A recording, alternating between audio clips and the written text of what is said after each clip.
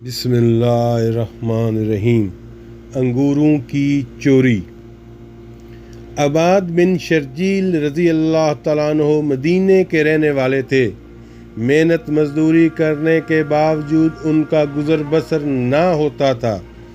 ایک دن گھر میں کھانے کو کچھ نہ تھا، کسی کے آگے ہاتھ بھی پھیلانا نہ چاہتے تھے، چنانچہ سخت بھوک کی حالت میں شہر سے باہر چلے گئے۔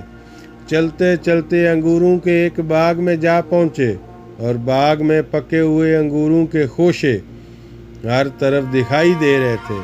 انگور دیکھ کر بھوک چمک اٹھی تھی۔ آپ نے آگے بڑھ کر انگور کھائے اور کچھ اپنے کپڑے میں رکھ لیے۔ جب آپ باغ سے باہر جانے لگے تو باغ کے مالک نے پکڑ کر آپ کی خوب پٹائی کی اور انگور والا کپڑا چھین کر حضور صلی اللہ علیہ وسلم کے پاس لے گیا۔ آپ صلی اللہ علیہ وسلم نے سارا واقعہ سنا تو عباد بن شرجیل رضی اللہ تعالیٰ عنہ کو آزاد کرنے کا حکم دیا۔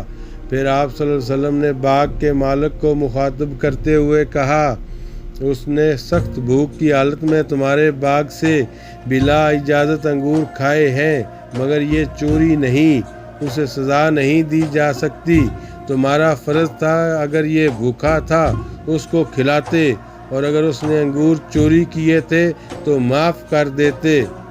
پھر حضور صلی اللہ علیہ وسلم نے عباد بن شرجیل رضی اللہ تعالیٰ عنہ کو انگوروں کا کپڑا انہیں واپس کر دیا۔